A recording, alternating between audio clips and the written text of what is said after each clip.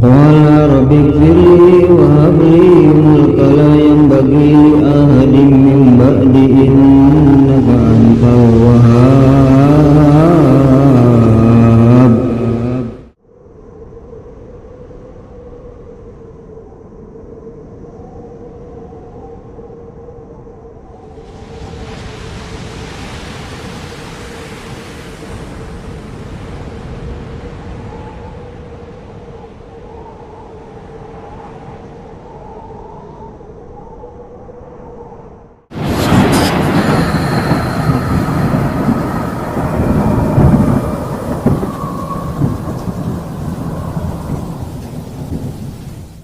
Assalamualaikum warahmatullahi wabarakatuh.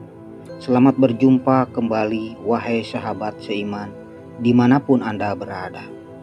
Semoga kita diberikan kesehatan, keselamatan, dan kebahagiaan. Amin ya Allah ya Rabbal Alamin. Innal hamdalillah usholli wa ushollimu ala Rasulillah Muhammad ibni Abdillah. Ayuhadirun ittaqullah haqqa tuqatih ala tamutuna illa wa antum muslimun. Kali ini saya akan membahas tentang doa yang dipanjatkan Nabi Sulaiman ketika meminta rezeki. Umat Islam dimanapun kalian berada, umat Islam dapat memanjatkan doa Nabi Sulaiman kepada Allah Subhanahu wa Ta'ala untuk memohon rezeki dan kekayaan. Simak bacaan doanya berikut ini. Qala rabbi ighfirli wa hab li mulka la yanbaghi li ahadin min ba'di innaka antal wahhab. Nabi Sulaiman selalu memanjatkan doa kepada Allah Subhanahu wa Ta'ala dan taat akan perintahnya. Hal itu membuat Nabi Sulaiman dikaruniai kekayaan yang berlimpah oleh Allah Subhanahu wa Ta'ala. Umat Islam juga dapat memanjatkan doa Nabi Sulaiman kepada Allah Subhanahu wa Ta'ala untuk memohon rezeki dan kekayaan. Doa tersebut tertuang dalam Al-Quran dan dapat diamalkan.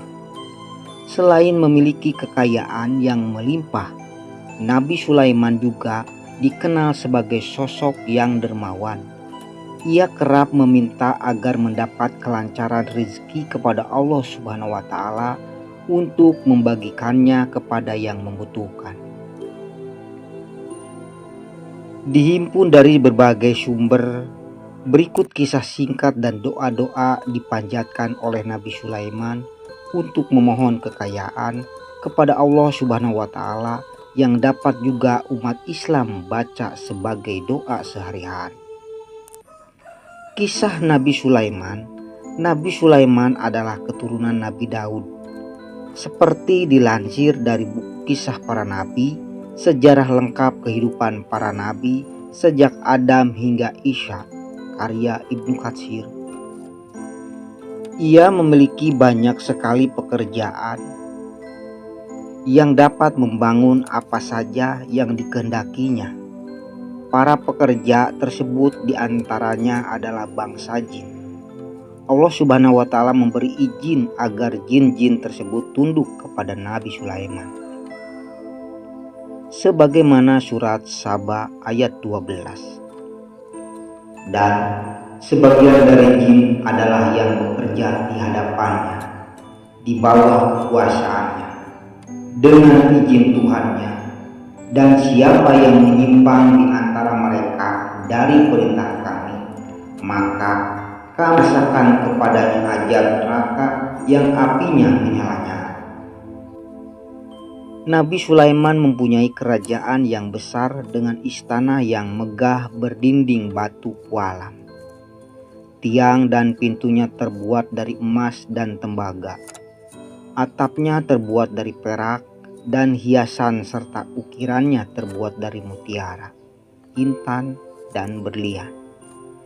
Selain memiliki istana yang megah dan kerajaan yang luas, Nabi Sulaiman juga dikenal sebagai raja yang menguasai beberapa negara. Ia juga memiliki pasukan dari berbagai jenis makhluk yang tidak dimiliki oleh siapapun. Semua hal itu terjadi atas seizin Allah Subhanahu wa Ta'ala. Seperti yang tertuang dalam surat An-Naml ayat 16, dan kami Sulaiman diberi segala sesuatu, sesungguhnya ini benar-benar suatu karunia yang nyata. Akan tetapi Allah Subhanahu wa Ta'ala memberikan ujian kepada Nabi Sulaiman berupa penyembelihan terhadap ribuan kuda yang dimilikinya. Suatu waktu Nabi Sulaiman sedang sibuk menghitung ribuan kudanya dan memperhatikan mereka hingga ia melupakan Allah Subhanahu wa Ta'ala selama beberapa saat. Saat menyadarinya, Nabi Sulaiman langsung memohon ampun kepada Allah. Kemudian Allah memerintahkan Nabi Sulaiman untuk memotong kaki dan leher kuda-kuda tersebut, sebagaimana tertuang dalam surat Sad ayat 32-34 berikut. Maka ia, Sulaiman, berkata, sesungguhnya aku menyukai kesenangan terhadap barang-barang baik kuda, sehingga aku lalai mengingat Tuhanku sampai kuda itu hilang dari pandangan.